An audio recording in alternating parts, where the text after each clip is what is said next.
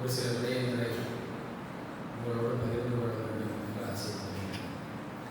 ஏனென்றால் பொய் என்று சொல்லக்கூடிய அம்சத்தை பொறுத்தமட்டில் இஸ்லாமிய மார்க்கத்திலே மிக பயங்கரமான ஒரு பாவமாக பார்க்கப்படுகிற ஒரு அம்சம். பாவங்களில் நிறைய பாவங்களுக்கு அடிப்படையாக உள்ள ஒரு அம்சம் பொய் என்று சொல்லக்கூடிய அம்சத்தின் காரணத்தினால்தான் சமூகத்தில் நிறைய பிரச்சனைகள், அது வார்த்தையில் வருகின்ற பொய்யாக இருந்தாலும், வாக்குறுதிகளிலே வருகின்ற பொய்யாக இருந்தாலும், செயல்களிலே இருக்கின்ற பொய்யான தன்மையாக இருந்தாலும் கூட, அதனால்தான் சமூகத்தில் நிறைய பித்தனாக்களும் குழப்பங்களும், மனிதர்களுடைய வாழ்க்கையில் நிம்மதியற்று இருப்பதற்கும், மனிதர்களுடைய வாழ்க்கையில் இருப்பதை கொண்டு போதுமாக்கிக் கொள்கின்ற தன்மை இல்லாமல் போவதற்கும், மனிதர்களுடைய வாழ்க்கையில் அல்லாஹ்வுடைய தூதருடைய தோழர்கள் வாழ்வது போன்ற அமைதியான ஒரு வாழ்க்கையை வாழ முடியாமல் நாங்கள் தவிப்பதற்குரிய காரணம் என்று சொல்கின்ற அளவில் உள்ள காரணங்களில் ஒரு காரணம் தான் இந்த பொய் என்று சொல்லக்கூடிய நம்மிடத்தில் இந்த பொய் என்று சொல்லக்கூடிய விடயம் எந்த அளவுக்கு ஒன்றை பிணைந்து விட்டது என்றால், சில சந்தர்ப்பங்களில் நாங்கள் பேசிய சில வார்த்தைகள் உண்மையா பொய்யா என்பது நமக்கே டவுட் ஆகின்ற அளவுக்கு நாங்கள் பொய் பேசுவதற்கு பழகிறோம். பொய் என்பது நம்மை விட்டு பிரிக்க முடியாத ஒரு அம்சம் என்கின்ற அளவிலே பொய் பேசுவதற்கு பழகிறது. சில டெக்னிக்குகளுக்காக வேண்டி அல்லது சில இடங்களை சமாளிப்பதற்காக வேண்டி, சில சந்தர்ப்பங்களிலே இப்படி சொன்னால்தான் அது நடைபெறும் என்பது போன்ற சமாளிப்புகளை எல்லாம் போட்டுக்கொண்டு நாங்கள் பொய் பேசுவதற்கு நிறையவே பழகிவிட்டோம் என்பதை சொல்வது. சமூகத்திலே சிறியவர் தொடக்கம் பெரியவர்கள் வரை பொய் என்பது சர்வசாதாரணமாகிவிட்டது. வியாபாரத்திலே பொய் என்பது சர்வசாதாரணம்.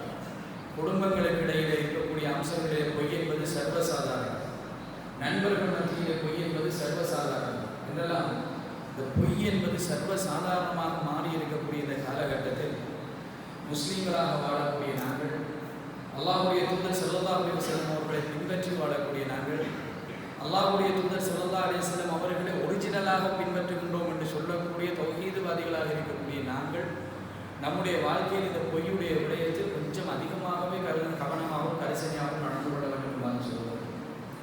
அல்லாஹ் தஆலா உண்மையை மாத்திரம் பேசக்கூடிய நாவுகளாகவும், விளையாட்டுக்கு கூட பொய் பேசாத உள்ளங்களையும் நாவுகளையும் ரப்புல் ஆலமீன் என்னுடைய வாழ்க்கையில் உங்களுடைய வாழ்க்கையில் தந்தருள் புரிவானாக பிரார்த்தித்தவராக. அன்பிற்கினிய சகோதரர்களை, பொய்யோடு சம்பந்தப்படுத்தி மார்க்கம் எப்படியான தகவல்களை நமக்கு சொல்லித் தருகின்றது, இந்த பொய் என்பது எவ்வளவு பாரதூரமான ஒரு குற்றம், பொய் என்று சொல்லக்கூடிய இந்த விடயத்துக்கு, இந்த அம்சத்துக்கு அல்லாஹ் தஆலா வைத்திருக்கக்கூடிய தண்டனைகள் எப்படி இருக்கும் என்பது போன்ற ஒரு சில விடயங்களை இந்த வகுப்பிலே நாங்கள் அறிந்து கொள்ள வேண்டும். அன்பிற்கினிய சகோதரர்களே, பொதுவாகவே பொய் என்பது எதற்கு பயன்படுத்துகின்றோம் என்றால், இந்த உலகத்தில் யாரையாவது நாங்கள் சமாளித்து விட வேண்டும் என்பதற்காக, இன்னொரு மனிதனை நாங்கள் நம்ப வைக்க வேண்டும் என்பதற்காக, இல்லை என்றால் நாங்கள் ஹொபிக்காக வேண்டி பொய் பேசுபவர்கள் கிடையாது. அப்படி இருப்பார்கள் சமூகத்தில். இந்த மக்கள் ஹொபியாக போய் பேசக்கூடியவர்கள், வாயை திறந்தாலே போய் இன்ட்ரெஸ்ட்டுக்கு போய் பேசுவது, எதையாவது ஒன்றை பொய்யாக சொல்லி அதை நையாண்டி பண்ணிக்கொண்டு அதை கிண்டலாக எடுத்துக்கொண்டு தன்னுடைய வாழ்க்கையை ஒரு கிண்டல் தன்மை கொண்டு போனவர்களும் சமூகத்தில் இருக்கின்றார்கள், இல்லாமல் இல்லை. ஆனால் நம்மளே அதிகமானவர்கள் பொய்யை கிண்டலுக்காக வேண்டி பேசுவது கிடையாது, நையாண்டிக்காக வேண்டி பேசுவது கிடையாது, பொய்யை ஒரு ஹொபியாக நாங்கள் பயன்படுத்துவது கிடையாது. யாரையாவது நம்ப வைக்க வேண்டும் என்ற ஒரு தேவை வேறு, யாரிடத்திலாவது நம்முடைய பொய்யை உறுதிப்படுத்த வேண்டும் என்ற ஒரு தேவை வேறு, அல்லது நம்முடைய வாழ்க்கையில் நாங்கள் செய்த சில தவறுகளை சமாளிப்பதற்காக வேண்டி ஏதாவது ஒரு பொய்யை சொல்லி ஒரு திருப்தியை எடுத்துக்கொள்ள வேண்டும், யாருடையாவது திருப்தியை நாங்கள் இழந்துவிடக்கூடாது என்று நினைக்கின்ற சந்தர்ப்பங்களில் நம்முடைய ஞாபகங்களில் இருந்து பொய் வரும். இந்த பொய்யை கொண்டு இந்த உலகத்தில் நாங்கள் எத்தனை பேரை சமாளித்தாலும், எத்தனை பேரை நம்ப வைத்தாலும், எத்தனை பேர் நம்பிவிட்டு போய்விட்டார்கள் என்று சொன்னாலும், நம்முடைய வாழ்க்கையிலே நம்பவே வைக்க முடியாத உலகத்திலே ஒரு மனிதன் இருக்கிறார். அவனையும் நாங்கள் சரியாக புரிந்து கொள்வோமாக இருந்தால் இந்த பொய்யிலிருந்து கொஞ்சம் தூரமாக, இந்த உலகத்தில் நாங்கள் நிறைய பேரை பொய் சொல்லி சமாளித்திருக்கிறோம். ஆனால் சமாளிக்கவே முடியாத அந்த நபர் யார் தெரியுமா? நானும் நீங்களும். யார் அந்த பொய்யை பேசுகின்றாரோ அந்த மனிதன். நான் என்னுடைய பொய்யை அடுத்தவர்களுக்கு சொல்லி என்னால் சமாளித்து விடாது. ஆனால் உண்மை என்னுடைய உள்ளத்திலே இருக்கு. என்னை ஒரு காலத்திற்கு அந்த பொய்யை கொண்டு சமாளிக்க முடியாது. அதன் காரணத்தினால் என்னுடைய உள்ளம் எந்த நேரத்திலும் நான் பேசியது பொய் தான் என்ற குறுகுறுப்போடையே தான் இருந்து கொண்டிருக்கு. அந்த குறுகுறுப்பு சில நேரங்களில் நான் பேசியது பொய் தானே, அடுத்தவர்கள் நன்மை உண்மையாக இருக்கிறார். நான் மனைவி இடத்திலே சொன்ன பொய், நண்பர்களிடத்திலே சொன்ன பொய், நாங்கள் ஜமாத்திரத்திலே சொன்ன பொய், நம்முடைய ஆசிரியர்களிடத்திலே நாங்கள் சொன்ன பொய், இந்த பொய்யை கொண்டு அவர்கள் நம்பி இருக்கிறார். அவர்கள் அந்த நம்பிக்கையோடு அவர்கள் நடந்து கொள்ளலாம். ஆனால் நாங்கள் பொய் சொன்னோம்னு நமக்கு நன்றாக தெரியும். அந்த பொய் எங்கெல்லாம் வெளிப்படுவதற்கு தொடங்குகின்ற அந்த இடத்திலெல்லாம் நாங்கள் இன்னும் பொய்களை சொல்லி சமாளிக்க வேண்டிய நிலைமை நமக்கு வரும், அவர்களுக்கு வராது. ஏனென்றால் அவர்கள் நம்மை நம்பிவிட்டார், நாங்கள் நம்மை நம்ப முடியாது. நம்முடைய உள்ளத்தை நம்ம சமாளிக்க முடியாது. நம்முடைய உள்ளத்துக்கு நன்றாக தெரியும் நான் பேசியது போய் உண்மை என்பது இதுதான். உண்மையை என் உள்ளத்தால் மறைக்கவும் முடியாது. இந்த உண்மையை அல்லாஹ்வுத்தால் அறிந்திருக்கின்றான் என்பதை ஒரு காலத்தில் நம்ம மறுக்கவும் முடியாது. அப்படியான நிலைமையில் இருக்கக்கூடிய இந்த பொய் நம்முடைய உள்ளத்தில் நிம்மதியை எடுத்துவிடும் என்பதை சொல்வது. நாங்கள் எங்கு பொய் பேசினாலும் அந்த பொய்க்கு பின்னால் நாங்கள் இழக்கப் போவது நம்முடைய வாழ்க்கையிலே ஒரு நிம்மதி என்று சொல்லக்கூடிய மிக முக்கியமான அம்சம். நாங்கள் எந்த இடத்திலே உண்மையை பேசினாலும் அந்த உண்மையின் காரணத்தினால் நம்முடைய வாழ்க்கையிலே சில விடயங்கள் இழந்து போகலாம், சில ஏச்சு பேச்சுகளுக்கு ஆளாகலாம், சில சந்தர்ப்பங்களில் நம் மீது கோபம் கொள்ளக்கூடியவர்களாக மக்களை நாங்கள் சம்பாதித்துக் கொள்ளலாம். ஆனால் நிம்மதியை நாங்கள் இழக்கப் போவது கிடையாது. என்றால் உண்மையை சொல்லிவிட்டோம், உண்மையை வெளிப்படுத்தி விட்டோம், நாங்கள் பொய் சொல்லவில்லை. அதனால் அதை சமாளிக்க வேண்டிய தேவை கிடையாது. சில சந்தர்ப்பங்களில் இந்த நாட்டில் நடந்த சில அசம்பாவிதங்களிலே சில இன்குவாரிகளுக்கு கூப்பிடப்பட்ட சில சகோதரர்கள் பேசுகின்ற நேரத்தில் அவர்களோட கதைக்கின்ற நேரத்தில் சில சம்பவங்களை சொல்லுவார். அதில் பொய் பேசி மாட்டிக்கொண்டவர்கள் அதை எப்படியெல்லாம் சமாளிக்க முடியுமோ சமாளிக்க முடியாமல் போய் கடைசியில் உண்மையை ஒத்துக்கொண்டவர்கள் இருக்கின்றனர். ஆரம்பத்திலிருந்தே உண்மையை பேசியவர்கள் எந்த சந்தர்ப்பத்திலும் யார் வந்தாலும் நான் உண்மை பேசுவது முடிவெடுத்து விட்டதனால் அவர்களுக்கு அந்த உண்மை என்று சொல்வது அதற்கு பின்னால் அவருடைய உள்ளத்தில் ஒரு நிம்மதியை ஏற்படுத்துகிறது. யாரு சொல்லி கேட்டாலும் நான் சொன்னது உண்மை, உண்மை உண்மையாக இருக்கிற வரையிலே அதை ஒரு காலத்தில் நாங்கள் முரண்பாட்டுக்கு உட்படுத்த போவது கிடையாது. ஏன்னா உண்மைக்கு முரண்பாடு கிடையாது. நடந்தது ஒரு சம்பவம், அந்த சம்பவத்தை அப்படியே சொல்லிவிட்டோம், அந்த சம்பவத்தை அப்படியே நாங்கள் வெளிப்படுத்தி விட்டோம். எனவே எத்தனை தடவை கேட்டாலும் அதே சம்பவத்தை அப்படியே தான் நாங்கள் சொல்ல போகிறோம் இல்லையா? நான் ஒரு இடத்துல ஒரு சகோதரரோடு கதைத்துக் கொண்டிருந்தேன். என்னிடத்திலே ஒரு ஒரு சில விடயங்களை தெரிந்து கொள்வதற்காக அறிந்து கொள்வதற்காக என்ன செய்யலாம் ஒரு மஷூரா எடுப்பதற்காக ஒரு சகோதரர் வந்தார். அந்த சகோதரர் வந்து கிட்டத்தட்ட 2 மணித்தியாலத்துக்கு அதிகமாக கதைத்துக் கொண்டிருந்தார். அவர் அவருடைய வாழ்க்கையில் நடக்கும் ஒரு சில சம்பவங்களை சொல்லி இப்படி எல்லாம் எனக்கு சில சஜஷன்ஸ் வந்திருக்கின்றது, இப்படி எல்லாம் நடந்தது. அவருக்கும் அவருடைய மாமனாருக்கும் இடையிலே உள்ள ஒரு தொடர்பு, ஒரு ஒரு ஒரு கலந்துரையாடல். அந்த கலந்துரையாடல் சம்பந்தமாக உள்ள அம்சங்களை எல்லாம் என்னோடு பேசி முடித்ததன் பின்னால் நானும் சில விடயங்களை அவருக்கு சொல்லி மஷூராவாக சொல்லி அனுப்பிவிட்டேன். அதுக்கு பின்னால் ஒரு வாரம் அல்லது 2 வாரங்களுக்கு பின்னால் அவருடைய மாமனாரையும் சந்திக்கிறேன்.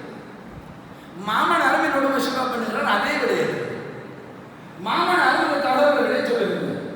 அப்படியே பொருந்துகின்றனர் 2 பேரும் பேசியது தகவல்கள். அதனால் அவரிடத்துல முரண்பாடு கிடையாது. இவரிடத்தில் என்ன மஷூரா சொல்லப்பட்டது, எனக்கு மஷூரா சொல்றதிலே சரிஞ்சு அவரிடத்திலும் அதே மஷூரா. 2 பேரும் அந்த மஷூராக்களை எடுத்துக்கொண்டு அவர்கள் 4 பேரோட மஷூரா பண்ணிக்கொண்டு ஒரு முடிவை எடுத்து நல்ல முறையில் அவருடைய வாழ்க்கையை கொண்டு சென்று கொண்டு இருக்கின்றனர். ஏன்னா அந்த இடத்திலே பொய் கலவடவில்லை, யாரிடத்திலும் பேசுகிற இடத்துல பொய் அவர்கள் சேர்க்கவில்லை. அதனால இவருடைய தகவலும் அவருடைய தகவலும் ஒரே மாதிரி இருக்கு. 2 பேர் பட்டனர் தகவல் ஒரே மாதிரி இருக்கின்றதுனால் உண்மையை பேசி இருக்கிறார். ஏன்னா உண்மை என்பது ஒன்றுதான், பொய் என்பது 1000 இருக்கு. சில நேரங்களில் ஒரு இடத்திலே நாங்கள் உண்மையை சொல்லாமல் பொய்யை சொல்லி ஒரு இடத்தை நாங்கள் சமாளித்திருப்போம். மனைவியாக கூட இருக்கலாம், பொய்யை சொல்லி நாங்கள் சமாளித்திருப்போம். ஒரு குறிப்பிட்ட காலம் போகும், சொன்னது பொய்யை, உண்மையான சம்பவம் இல்லையே, சொன்னது பொய் என்பதனால் எந்த பொய்யை எப்படி சொன்னது மறந்து. அதனால சில நேரம் அடுத்த முறை இன்னொரு பொய்யை சொல்லுகின்ற நேரத்தில் அந்த பொய்க்கு முரணான ஒரு பொய்யை சொல்ல வேண்டும். அப்படி மாட்டிக்கொண்ட சந்தர்ப்பங்கள் நிறைய இருக்கு. ஆபீஸ்ல வந்து காரியாலய ஒரு உயர் அதிகாரி ஒருத்தர் இருப்பார், அவரிடத்தில் ஏன் நேற்று வரலங்கிறது ஒரு பொய்யை சொல்லியிருக்கு. அந்த பொய் சில நேரங்களில் கொஞ்சம் காலம் போனதன் பின்னால் நமக்கே மறந்துடும். அன்றைக்கு ஏன் வரலைங்கிறது திருப்பி கேட்கிற நேரம் இன்னொரு பொய்யை சொல்ல வேண்டி வரும், முரண்பாடு மாட்டிக்கொள்ளும். எனவே பொய் சொன்னோம் என்றால் அந்த பொய்யை பாதுகாக்க வேண்டும், அந்த பொய்யை ஞாபகம் வைத்துக் கொள்ள வேண்டும், அந்த பொய்யை நாங்கள் சரியான முறையில் திருப்பி ஒரு தரம் சொல்ல வேண்டும் என்றெல்லாம் நிறைய பிரச்சனைகளுக்கு நாங்கள் உள்ளாக வேண்டி வரும். அதுதான் பொய்யுடைய தன்மை. உண்மை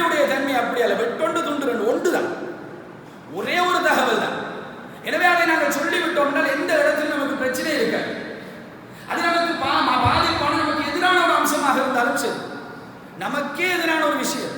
உண்மையை சொன்னால் இந்த இடத்திலே ஏற்றுப்படுவோம், உண்மையை சொன்னால் இந்த இடத்திலே நம்மை ஒதுக்கி வைப்பார்கள், உண்மையை சொல்லுவோமாக இருந்தால் இந்த இடத்திலே நம் மீது ஏதாவது ஒரு நடவடிக்கை எடுப்பார்கள் என்று இருந்தால் கூட உண்மையை நாங்கள் சொல்லுவோமாக இருந்தால் அது ஒரு சம்பவமாகத்தான் இருக்கும். அதற்கு முரண்பாடு என்பது வராது என்பாங்க சகோதரர்கள். அதனால அல்லாஹ்வுடைய தூதர் ஸல்லல்லாஹு அலைஹி வஸல்லம் அவர்களை கூட அல்லாஹ் தஆலா தெரிவு செய்கின்ற நேரம் அந்த தெரிவு செய்வதற்கு முன்னால் அந்த சமூகத்தில் அவருக்கென்று ஒரு பேர் இருந்தது. சித்திக் என்று எல்லோரும் சொன்னார்கள். அல்லாஹ்வுடைய தூதர் ஸல்லல்லாஹு அலைஹி வஸல்லம் அவர்கள் பொய் பேசி நாங்கள் பார்த்ததே கிடையாது என்று சொன்னார்கள். ரசூலுல்லாஹி ஸல்லல்லாஹு அலைஹி வஸல்லம் அவர்களுடைய நம்பகத்தன்மையை அந்த இடத்திலே அல்லாஹ் தஆலா வளர்த்தது, அர்ப்பணித்தார். ரசூலுல்லாஹி ஸல்லல்லாஹு அலைஹி வஸல்லம் அவர்கள் மிஅராஜுக்கு போய் வருகின்றார்கள். மிஅராஜுக்கு போய் வந்ததன் பின்னால் அல்லாஹ்வுடைய தூதர் ஸல்லல்லாஹு அலைஹி வஸல்லம் அவர்கள் என்னென்ன சம்பவங்கள் எல்லாம் நடந்ததுன்னு சொன்னார்கள். அந்த நேரத்திலே அந்த மக்கள் அதை எதிர்த்தார்கள்.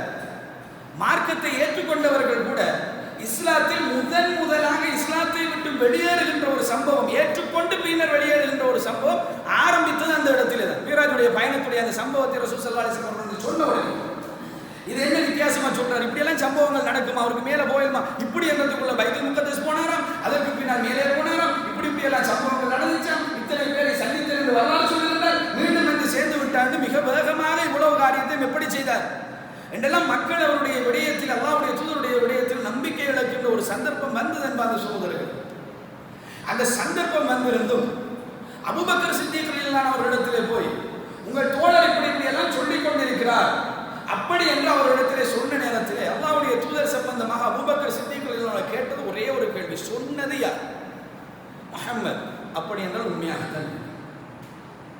இந்த உண்மை பேசக்கூடிய தன்மை என்பது ஒரு மனிதனுடைய நம்பகத்தன்மைக்கு மிக முக்கியமானது என்பாங்க சகோதரர்கள். அதனால நான் அமீன் என்ற பெயரையும் சேர்த்து அல்லாஹ்வுடைய தூதருக்கு சொன்னார்.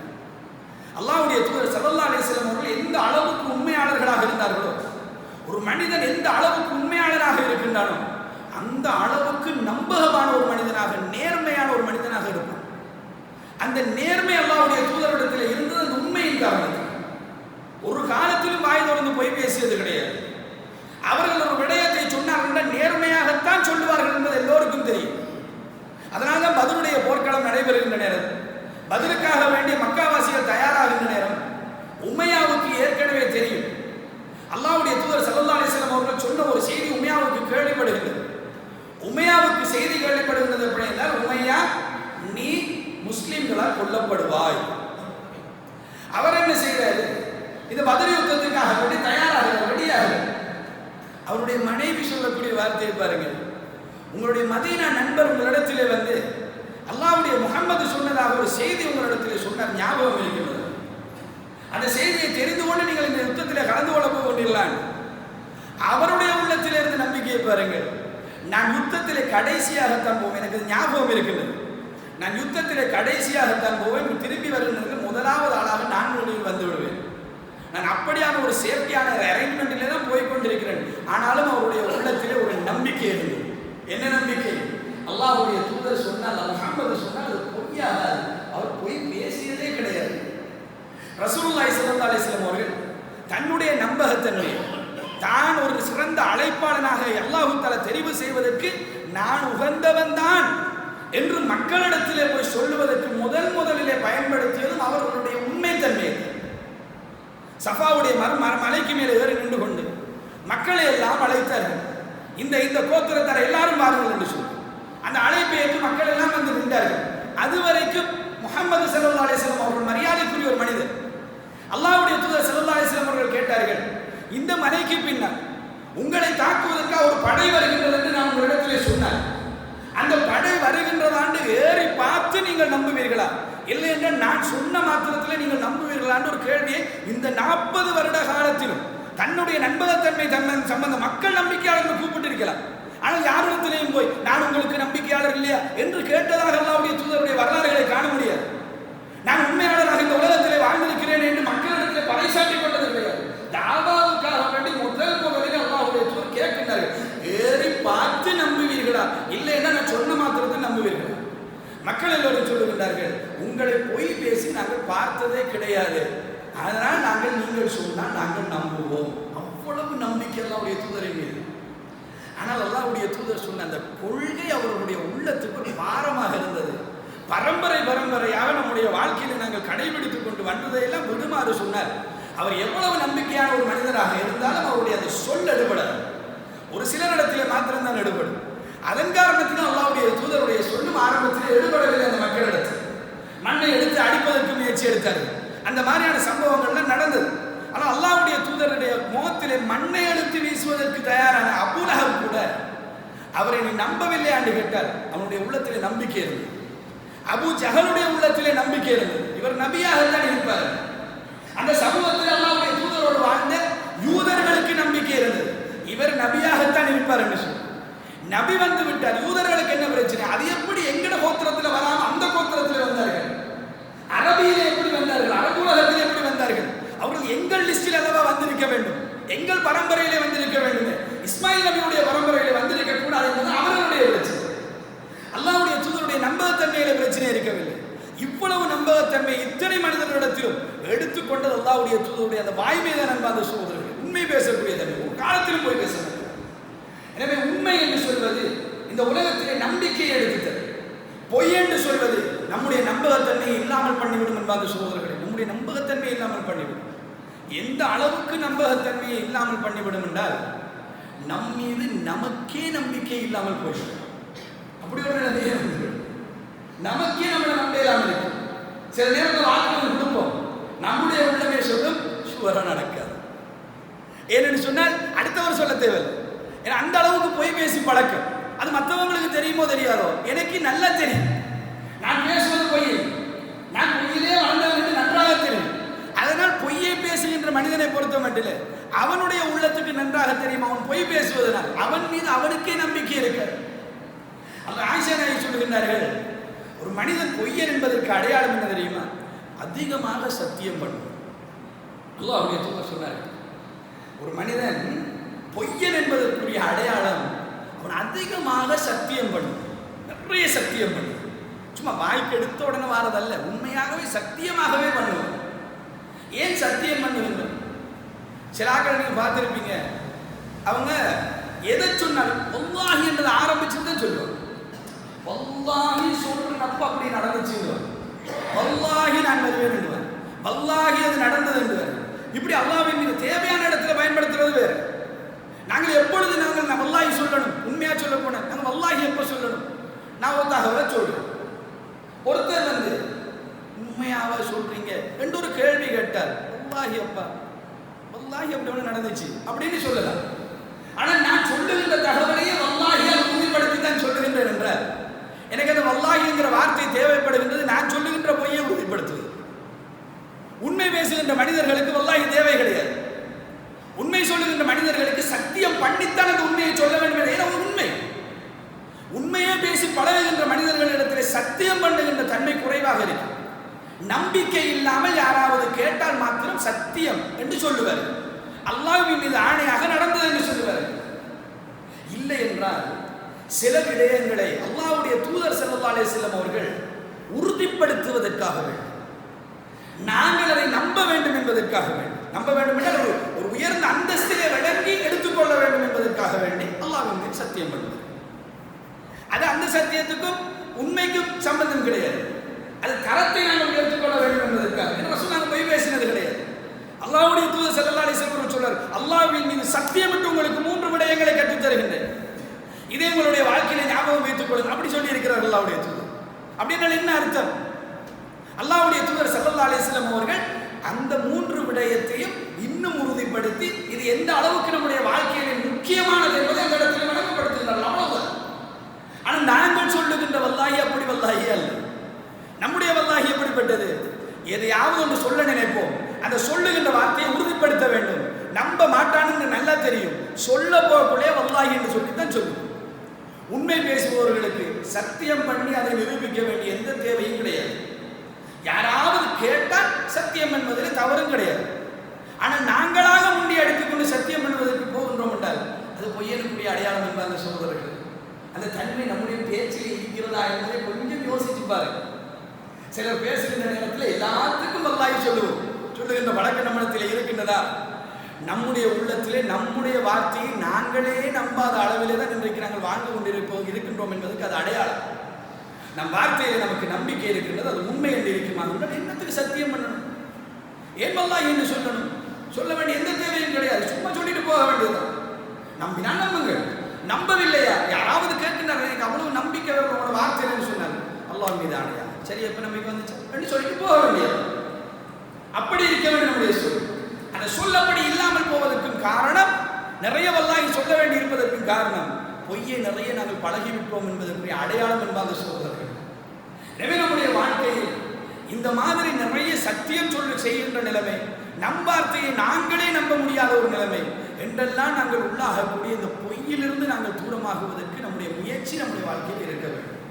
பொய் என்பது சாதாரணமான ஒரு அம்சம் அல்ல, நம்ம நிம்மதியை சீர்குலைத்து நம் வாழ்க்கையில் நிம்மதியாக நமக்கு தூங்க முடியாது. சிலருக்கு தூக்கமே வராது. சொன்ன பொய்யை காப்பாற்றணும், சொன்ன உண்மையை காப்பாற்றணும் அல்ல, சொன்ன வாக்குறுதியை காப்பாற்ற வேண்டும் அல்ல, சொன்ன பொய்யை காப்பாற்ற வேண்டும். நான் தூங்குகிற நேரத்தில் அந்த பொய் இல்லாமல் போய் உண்மை வெளிப்பட்டு விடுமான்ற பயமே சிலருடைய தூக்கத்தை எடுத்துவிடும் என்றால் சொல்லுவோம். அந்த மாதிரியான ஒரு வாக்கியம் நமக்கு இருக்கக்கூடாது என்றால் நாங்கள் பேசுகின்ற வார்த்தைகளை வாய்மையாக உண்மையாக வைத்திருக்க வேண்டும். அல்லாஹ்வுடைய தூதர் ஸல்லல்லாஹு அலைஹி வஸல்லம் அவர்கள் ஒரு செய்தியில உண்மையுடைய, அதாவது பொய்யுடைய தன்மையும் உண்மையுடைய தன்மையை நமக்கு சொல்லித் தருகின்றார்கள். தெரிவு நம்மிடத்தில், நமக்கு எது வேண்டும் என்பதை நாங்கள் தெரிவு செய்து கொள்ள வேண்டியது. ரசூலுல்லாஹி ஸல்லல்லாஹு அலைஹி வஸல்லம் அவர்கள் சொல்லுகின்றார்கள், அதாவது இன்ன ஸித்க், நிச்சயமாக உண்மை என்று சொல்வது, யஹ்தி இலல் பிர், நன்மையான விடயங்களை நோக்கி உங்களை வழிநடத்தும், உங்களை நன்மையான விடயங்களை நோக்கி வழிநடத்தும். வ இன்னல் பிர்ர யஹ்தி இலல் ஜன்னah, நன்மையான காரியங்கள் உங்களை சொர்க்கத்தை நோக்கி வழிநடத்தும். ரசூலுல்லாஹி ஸல்லல்லாஹு அலைஹி வஸல்லம் அவர்கள் சொல்கின்றார்கள், வ இன்னர் ரஜுல யஸ்துக், நிச்சயமாக ஒரு மனிதன் அவன் உண்மை பேசுகின்றான், ஹத்தா யகுன சித்தீகா, அவன் உண்மையாளன் என்று ஆகும் வரையில் அவன் உண்மை பேசிக்கொண்டே இருக்கிறான். மக்களால் உண்மையாளன் என்று சொல்லுகின்ற அளவுக்கு, அவன் பேசுகின்ற வார்த்தை என்றால் உண்மைதான் என்று சொல்லுகின்ற அளவுக்கு, அவன் ஒரு பேசிய வார்த்தையை பேசினால் சுவர் அது உண்மையாகத்தான் இருக்கும் என்ற அளவுக்கு. இந்த ஸ்கூலுகளில் கூட பார்த்துப்போம், நாங்களாம் பார்த்துருக்கோம். சில பிள்ளைகள் இருப்பாங்க, ஏதாவது பிள்ளை செஞ்சிருப்பான், பிள்ளை செஞ்சவன வருவான், பிள்ளை செஞ்சியா 1000 பொய்யை சொல்லி ஒரு மாதிரியை சமாளித்து அவன் செய்யலன்ற மாதிரியே முடிவாக்கிக்கிட்டு போவான். சரி, நாங்களே நம்பிடுவோம், ஆசிரியர்களும் நம்பிடுவோம். சில பிள்ளைகள் இருக்கிறார்கள், பிழை செய்திருப்பார்கள், வந்து விசாரணைக்கு உட்படுத்தினார், அந்த பிழை அப்படியே ஒத்துக்கொள்வார். ஓ செய்தி இப்படி செய்தி பிழை இல்லையா, ஓ பிழை, என்ன தண்டனை தரலாம், அடிக்கணும் அடிங்க சார், அப்படி சொல்லக்கூடிய பிள்ளை இருக்கிறார். அடிங்க சார், நான் சொன்னது பிள்ளை தான், நான் செஞ்சது தவறு தான், நான் உண்மையாகவே அதை செய்தேன் என்று சொல்லிவிட்டு போய்விடுவேன். இப்போ அந்த பொய் சொன்ன மாணவன் இருக்கிறானே, சில நேரங்கள் அவன் சொன்னது பொய்ன்னு பிறகு கேள்விப்படும். இந்த 2 பேருடைய விடயத்திலும் ஆசிரியருடைய நிலைப்பாடு எப்படி சமூகத்துக்கும் பொருந்தும் என்பதை நான் சொல்லுகின்றேன். ஒரு பாடசாலையில் உதாரணம் காட்ட சின்ன பிள்ளைகளும் இருக்கிறது. ஆசிரியருடைய நிலைப்பாடு எப்படி இருக்கு? இவன் கொஞ்சம் டேஞ்சரான, பொய் சொல்லி நம்மளே மேம்பட்டு கொண்டு போயிடும், இவன் என்ன உண்மையை தான் சொல்லுவான். இன்னொரு சந்தர்ப்பத்தில் அவன் செய்யாத ஒரு விடயம், யார் அந்த உண்மை சொன்னவன் இருக்கிறானே, அவன் ஒரு காரியத்தை அவன் செய்யலன்னு வைங்களேன், ஆனா விசாரணைக்கு உட்படுத்தப்படுற, நீ செஞ்சாய் தானே, இல்லைன்னு அவன் ஒரு வார்த்தை சொன்னார், நம்பி அனுப்பிடும். ஏன்? அவன் உண்மையான இந்த நம்பகத்தன்மை. இதே பொய் சொன்னவன் இருக்கிறானே, செஞ்சேன் என்று சொன்னா கூட டவுட்டா தான் பார்ப்போம். செஞ்சியா, சுவரா செஞ்சியா, நீ செஞ்சியா என்று நமக்கு அது கூட டவுட்டா தான். ஏன்? அவன் பொய்யன்ற லிஸ்டுக்குள்ள வந்துட்டான், உண்மையான இந்த லிஸ்டுக்குள்ள போயிட்டவன். அந்த சமூகத்தில் நமக்குன்னு ஒரு அந்தஸ்து இருக்கு. உண்மையான இந்த லிஸ்டுக்குள்ள போயிட்டோம்னா நமக்கு அந்த சமூகத்திலே ஒரு நம்பிக்கை, நம்பகத்தன்மை இருக்கு. பொய்யன்ற லிஸ்டுக்குள்ள போயிட்டோம்னு வைங்களேன், அல்லாஹ்வுடைய காவல் அவ்வளவுதான். அல்லாஹ்வுடைய தூதர் ஸல்லல்லாஹு அலைஹி வஸல்லம் அவர்கள் அடித்து சேர்த்து சொல்கிறார்கள், வைனல், அதாவது வைனல் கலிபு, பொய் இருக்கின்றது, நிச்சயமாக பொய் என்பது யஹ்தி இலல் ஃபுஜூர், பாவத்தின் பக்கம் உங்களை வழிநடத்தும், விளையாடலின் பக்கம் உங்களை வழிநடத்தும். வைனல் ஃபுஜூர யஹ்தி இலன் நார், கெடுதி என்பது, பாவம் என்பது உங்களை நரகத்தின் பக்கம் கொண்டு போய் சேர்க்கும். வைனர் ரஜுல, நிச்சயமாக ஒரு மனிதன், லேக்ரிபு, அவன் பொய் பேசிக் கொண்டிருப்பான், ஹத்தா யுக்தப இன்தல்லாஹி கத்தாப், அல்லாஹ்விடத்தில் அவனோட பொய்யன் என்று பதிவு செய்யப்படும், அவன் பொய்யாக பொய் பேசிக் கொண்டிருப்பான். முதலாவது அதாவது உண்மையாளனுடைய விடயத்தில் அல்லாஹ்விடத்திலிருந்து அல்லாஹ்வுடைய தூதர் சொல்லவில்லை. அவன் உண்மையாளன் என்று சொல்லி அவன் பதிவு செய்யப்படுவான். அவன் மக்களிடத்தில் வெளிப்படுத்த உண்மையாளனாக ஆகிவிடுவான். ஆனால் பொய்யனுடைய விடயத்தில் அல்லாஹ்வுடைய தூதர் சொல்கின்றார்கள், அல்லாஹ்விடத்தில் அவன் ஒரு பொய்யன் என்று பதிவு செய்யப்படும் வரையில் அவன் பொய் பேசிக் கொண்டிருப்பான். அல்லாஹ்விடத்திலே பொய்யன் என்று ஒருவன் பதிவு செய்யப்பட்டு விட்டால் அவன் நினைத்தால் கூட உண்மையாளனாக மாற முடியாது. அல்லாஹ் பாதுகாக்க. அல்லாஹ் பதிவு செய்து விட்டார். நாங்கள் பேசுகின்ற பொய்யுடைய விடயத்தில் மிக கவனமாக இருக்க வேண்டும் சோதரர்கள். சில நேரங்களில் ஒரு பொய்யை சொல்லும், 2 பொய்யை சொல்லுவோம். சொல்லுகின்ற நேரத்தை நம்முடைய உள்ளம் சொல்லும், அல்லாஹ்விடத்திலே பாவ மன்னிப்பு தேடிக்கொள்வோம். இதற்கு பின்னால் நான் பொய் பேசாமல் இருப்போம். இத்தனை நாட்கள் இந்த விஷயத்தை மட்டும் சமாளிப்போம், அடுத்த எந்த விஷயத்துக்கு நான் பொய் பேசுறது கிடையாது என்றெல்லாம் தான் சைத்தான் நம்முடைய உள்ளத்திலே சமாளிப்புகளை போடுவோம். அந்த சமாளிப்புகளை எல்லாம் போட்டு நாங்கள் பொய் பேசுவதற்கு பழகி பொய்யே நம்முடைய வாழ்க்கையாக கொண்டு போய்விட்டோம் என்றால் நம்மை பொய்யன் என்று அல்லாஹ் எழுதி விடுவான். அல்லாஹ்வே எழுதுகின்ற அளவுக்கு ஒரு பொய்யனாக நாங்கள் மாறிவிட்டோம் என்றால் இந்த உலகத்தில் நம் மீது யாருக்கு நம்பிக்கை இருக்காது. நம் மனைவிக்கு நம்பிக்கை இருக்காது, நம்முடைய பிள்ளைகளுக்கு நம்பிக்கை இருக்கிறது. என்னடா வாழ்க்கை என்று நினைக்கிற ஒரு காலம் வரும் என்பார் அந்த சகோதரர்களே. அந்த மாதிரி அவன் நிலைமைக்கு இந்த பொய் நம்மை கொண்டு போய் சேர்க்கும். பொய் என்பது பாவத்தின் பக்கம் கொண்டு போய் சேர்க்கும். ஏனென்றால் பொய்யை மறைப்பதற்கு அவன் ஏதாவது ஒரு பொய்யை சொல்ல வேண்டும், இல்லாட்டி ஒரு பாவத்தை செய்யும். அந்த மாதிரியான ஒரு இடத்துக்கு அந்த மனிதனை கொண்டு போய் சேர்க்கும். அந்த பொய்யோ அல்லது அந்த பாவம் அவனை கடைசியில் நரகத்திலே கொண்டு போய் தான் சேர்க்கும். எனவே இந்த உலகத்தில் பொய்க்குரிய தன்மை அழகாக அல்லாஹ்வுடைய தூதர் ஸல்லல்லாஹு அலைஹி வஸல்லம் சொல்லித் தருகின்றார். பொய் என்பது பாவத்தின் பக்கம் கொண்டு செல்லும், உண்மை என்பது நன்மையின் பக்கம் கொண்டு செல்லும். இதிலே உங்களுடைய விருப்பம் நீங்கள் தெரிவு செய்து கொள்ளுங்கள். இது நமக்கு அல்லாஹ்வுடைய தூதர் தந்த சாய்ஸ். நாங்கள் எதை சரி பண்ண போகின்றோம் என்பது நம்முடைய வாழ்க்கையோடு நாங்கள் பொருத்திக் கொள்ள வேண்டியதான் என்பது சகோதரர்கள். இது உண்மைக்கும் பொய்க்கும் இடையிலே உள்ள தன்மையோடு சம்பந்தப்பட்ட அம்சத்தை அல்லாஹ்வுடைய தூதர் ஸல்லல்லாஹு அலைஹி வஸல்லம் அவர்கள் சொன்னார். இந்த உண்மைக்கு பொய்க்கு இன்னொரு தன்மையை ரசூல் ஸல்லல்லாஹு அலைஹி வஸல்லம் அவர்கள் சொன்னார். இன்னொரு தன்மை என்ன தன்மை? அதாவது ஆரம்பத்திலே சொன்னேன், பொய் என்று சொல்வது நம்முடைய நம்பகத்தன்மை இல்லாமல் பண்ணிவிடும். அது பொய்க்கு இருக்கிற தன்மை, நம் மீதே நமக்கு நம்பிக்கை இல்லாமல் ஆக்கிவிடும். அந்த அளவுக்கு உள்ள ஒரு தன்மை. இரண்டாவது நான் சொன்னேன், பொய் என்பது அதனுடைய தன்மை பாவத்தின் பக்கம் நம்மை கொண்டு செல்லும். இது இரண்டாவது தன்மை. மூன்றாவது ஒரு தன்மையை சொல்லுகின்றார்கள், நலவு போன்ற ஒரு கெடுதி அல்லாஹ்வுடைய தூதர் சொல்லுகின்றார். ரசூலுல்லாஹி ஸல்லல்லாஹு அலைஹி வஸல்லம் சொல்லுகின்றார்கள், பொய் வியாபாரத்தில் பொய் பொருளை விற்பதற்கு உதவும், அதில் இருக்கின்ற பரக்கத்தை எடுத்து விடுகிறார். வியாபாரத்தில் பொய் இருக்கிறது, அது பொருளை விற்பதற்கு உதவும். நீங்கள் பொருளை விற்கலாம், பொய்யை பேசி சமாளித்து அதை உண்மை என்று ஆக்கி அதை நீங்கள் மேட் இன் ஜப்பான் என்றே காட்டி விற்கலாம். ஆனால் அது உங்களுடைய அந்த வியாபாரத்தில் இருக்கின்ற வரக்கத்தை எடுத்து. இந்த உலகத்தில் நாங்கள் எல்லாம் வாழ்வது பொருளாதாரத்தில் அல்ல, வரக்கத்தில் சகோதரர். திருமணம் முடித்து ஒரு ஆண்மகன் தன்னுடைய ஒரு குடும்ப வாழ்க்கைக்குள்ளே போகின்ற நேரத்தில் அவனுக்கு மிகப்பெரிய ஒரு பொறுப்பை நோக்கி அவன் போறான். அவனுடைய மனைவி அவனுக்கு பொறுப்பு, பிள்ளைகள் பிறந்தால் பிள்ளைகள் அவனுக்கு பொறுப்பு. பொருளாதாரத்தோடு சம்பந்தப்பட்ட ஒரு மிகப்பெரிய ஒரு பாரம் அவனுடைய தலையிலே வந்து விழுகின்றது. ஒரு நிமிடத்தில் அந்த சைன் பண்றதுக்கு முன்னால் அவனுக்கு இல்லை, சைன் பண்றதுக்கு முறை வந்துடு. அதான இந்த பொறுப்பு. இந்த பொறுப்பை அவன் அடைகின்ற நேரத்தில் பொருளாதாரத்தை நிறைய இறைவன் கொடுக்க வேண்டும் என்று பிரார்த்தனை அல்லாஹ்வுடைய தூதர் கற்றுத்தராமல், பாரக்கல்லாஹு லக வ பாரக அலைக வ ஜமா பைனகுமா ஃபீ கைர், இந்த பிரார்த்தனை தான் சொல்லி தந்தார்கள். பாரக்கல்லாஹு லக, இந்த துஆவுடைய அழகை பாருங்கள். பாரக்கல்லாஹு லக, அல்லாஹ் உங்களுக்கு பரக்கத்தை செய்யட்டும். பாரக அலைக்க, திருப்பியும் அவருக்கு தந்துவார். பாரக அலைக்க, அஸ்ஸலாமு அலைக்கன்ற மாதிரி. பாரக அலைக்க, உங்களுக்கெல்லாம் பரக்கத்தை செய்யணும் உறுதிப்படுத்து. வஜ்ஜமா பைனகுமா ஃபீ கைர், அதுக்கு பிறகுதான் குடும்ப வாழ்க்கையில் உங்களை நலவிலே அல்லாஹ் தஆலா ஒன்று சேர்க்கட்டும் என்று சொல்லக்கூடிய பிரார்த்தனை. அந்த மனிதனுக்காக நாங்கள் செய்கின்ற பிரார்த்தனை, அந்த மணமகனுக்காக செய்கின்ற பிரார்த்தனை, அல்லாஹ் உங்களுக்கு பரக்கத்தை செய்யட்டும். வாழ்க்கையுடைய அடிப்படை பரக்கத் சகோதரர்கள். அந்த பரக்கத்திலே தான் நாங்கள் தங்கி இருக்கிறோம். அந்த பரக்கத்து எடுபடுமாக இருந்தால், எவ்வளவு பொருளாதாரம் இருந்தாலும் நம்முடைய வாழ்க்கைக்கு அது போதாமல் இருக்கு. அந்த பரக்கத் என்பது உள்ளத்தில் அல்லாஹ் வைத்திருக்கிறார். அந்த பரக்கத் என்பது நம்மை சுற்றி இருக்கக்கூடிய அம்சங்களில் அல்லாஹ் தஆலா வைத்திருக்கிறார். ஒருவர் ஒரு நாளைக்கு 100 ரூபாய் தான், பெரிய கஷ்டப்பட்டு வியாபாரம் செய்திருப்பார், என்னென்னமோ செய்து பார்த்திருப்பார், உண்மையை தவிர வேறு எதுவும் செய்யாமல் நியாயமாக வியாபாரம் செய்திருப்பார். 100 ரூபாய் அன்றைக்கு வருமானமாக இருக்கு.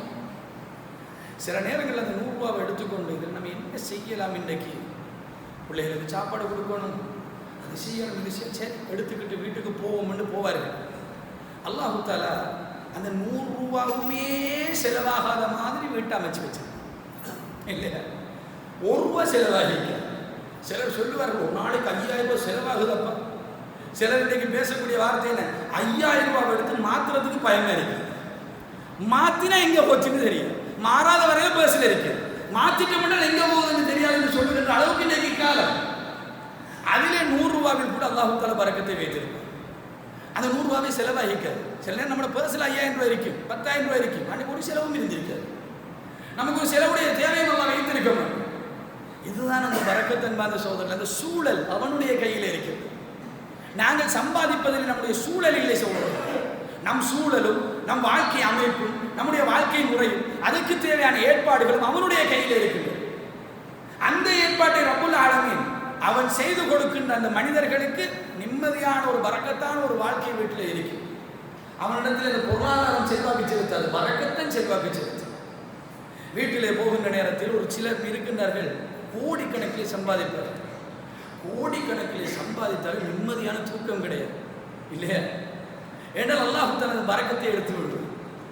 நிம்மதியாக தூங்குவான். பிச்சை எடுக்கிற மனிதன் ரோட்டோரத்தில் அவனுக்கு கொசு அடிக்கிறதும் வழங்காது, போத்திக்கிட்டு அவனை பாட்டில் தூங்குவான். இவர் ராவு 12 மணிக்கு பிராடோவில் ஹை ஃபெசிலிட்டியோடு அவர் நினைச்சா அதில் கூட சாஞ்சி தூங்கலாம், அதில் கூட தூங்க மாட்டான். தூக்கம் போகாது. இறைவன் இந்த தூக்கத்தை எடுத்து விடுவார். இந்த நிம்மதி இல்லாத ஒரு வாழ்க்கையை அமைத்து விடுவார். வாழ்க்கையில பரக்கத்து இருக்காது, தேடுவார்கள் ஆனால் பரக்கத்து இருக்காது. சில நேரங்களில் பெரிய ஒரு பெருசா ஒன்று பட்டு இருக்கு, ஒரு வியாபாரம் 100 கோடி பட்டு இருக்கு அல்லது 1 கோடி பட்டு இருக்கு. இந்த 1 கோடி எடுத்துக்கொண்டு வீட்டுக்கு போனார், மனைவிக்கு ஒரு நோய், மகனுக்கு ஒரு நோய், இல்லைன்னா குடும்பத்தில் யாருக்காவது ஒரு நோய் அல்லாஹ் தஆலா வைத்து 1 கோடி 10 லட்சத்துக்கு அங்கு ஒரு செலவை வைத்திருக்கிறார். இவர் கொண்டு போன 1 கோடியிலே பரக்கத்தில்லை என்பதை அவர் கண்டுபிடித்தார். இறைவன் அல்லாஹ்வுடைய தூதர் சொல்லுகின்றார்கள், பரக்கத் என்பது பொய் சொல்லாமல் நீங்கள் வியாபாரம் செய்வதில் தான் இருக்கிறது. எந்த அளவுக்கு சொன்னார்கள், உங்களுடைய ஒரு பொருளில் ஏதாவது ஒரு குறைபாடு இருந்து அந்த குறைபாட்டை விற்கின்ற நேரத்தில் காட்டி ஒருவர் விற்பாராக இருந்தால், இந்த இடத்துல ஒரு குறைபாடு இருக்கிறது என்று காட்டி விற்பாராக இருந்தால் அந்த வியாபாரத்தில் அல்லாஹ் தஆலா பரக்கத்து செய்யட்டும் என்று அல்லாஹ்வுடைய தூதர் துஆ செய்கின்றார்கள். இன்றைக்கும் அந்த துஆ வேலை. முன்னுக்கு இருந்த மனிதருக்கு செய்த துஆ அல்ல. பிற்காலத்தில் யார் வந்தாலும் இப்படி வியாபாரம் செய்தாலும் அவர்களுக்கெல்லாம் ஆல்ரெடி அல்லாஹ்வுடைய தூதர் ஸல்லல்லாஹு அலைஹி வஸல்லம் அவர்கள் செய்த ஒரு பிரார்த்தனை. அந்த பிரார்த்தனை நமக்கு வேண்டும் என்றால் வியாபாரம் செய்கின்ற நேரத்தில் நாணயமாக நடந்து கொள்ள வேண்டும் சகோதரர்களே, நம்பிக்கையாக நடந்து கொள்ள வேண்டும். உண்மை சொல்லி நாங்கள் வியாபாரம் செய்ய வேண்டும். பொய்யை சொல்லி வியாபாரம் செய்தால் அல்லாஹ் பரக்கத்தை எடுத்தால் வியாபாரம் நடக்கும், பொருள் வில்படும், காசு வந்த மாதிரி இருக்கும். ஞாபகம் வைத்துக் கொள்ளுங்கள், எனக்கும் உங்களுக்கு இந்த சிக்கு எழுதியது நேற்று முந்தினாங்க அல்ல. இன்றைக்கு நான் எவ்வளவு சம்பாதிக்க போகின்றேன் என்பது இறைவன் நேற்று எழுதிய எழுத்தோ இன்றைக்கு காலையில் எழுதிய எழுத்தோ அல்ல. அல்லாஹ் தஆலா நான் அல்ல, என்னுடைய மூதாதை ஆதம் அலைஹிஸ்ஸலாத்து வஸலாம் அவர்கள் படைக்கப்படுவதற்கு 40 வருஷத்துக்கு முன்னாலே லவ்ஹுல் மஹ்ஃபூல் எல்லாத்தையும் எழுதி விட்டார் அல்லாஹ் தஆலா. என் வாழ்க்கை என்ன, என் மூலாதாரம் என்ன, எனக்கு என்ன வாழ்வாதாரம், எவ்வளவு வாழ்வாதாரம், இன்றைய திகதிக்கு எனக்கு எவ்வளவு பட்ஜெட் என்பதை அல்லாஹ் ஒதுக்கி விட்டார். இறைவன் ஒதுக்கிய பட்ஜெட்டுக்கு அங்கே யாராலும் போக முடியாது. இப்னு அப்பாஸ் ரலியல்லாஹு அவர்களை அழைத்து அல்லாஹ்வுடைய தூதர் ஸல்லல்லாஹு அலைஹி வஸல்லம் அவர்கள் சின்ன பிள்ளைக்கு சொல்லிக் கொடுத்தார்கள், மகனே ஞாபகம் வைத்துக்கொள், இந்த உலகமே ஒன்று சேர்ந்து உனக்கு ஒரு கெடுதியை செய்ய நினைத்தாலும் அல்லாஹ் நாடிய கெடுதியை விட அதிகமாக யாராலும் செய்ய முடியாது. இந்த உலகமே சேர்ந்து உனக்கு ஒரு நன்மை செய்ய நினைத்தால் அல்லாஹ் நாடிய நன்மை விட அதிகமாக யாராலும் செய்ய முடியாது. இன்றைக்கு 1000 ரூபாய் எனக்குரிய வருமானமாக இருந்தால், எனக்கு இறைவன் எழுதிய ரிஸ்காக இருந்தால், பொய் பேசி வித்தாலும் 1000 ரூபாய் தான், உண்மை பேசி வித்தாலும் 1000 ரூபாய். நான் பொய்யை பேசி அந்த பொருளை வித்திருந்தாலும் 1000 ரூபாய் தான், உண்மையை பேசி வித்தாலும் 1000 ரூபாய் தான். உண்மையை பேசினா 500 ரூபாய், பொய் பேசி இருந்தா 1000 ரூபாய் அல்லாஹ் தஆலா எழுதியிருப்பார்.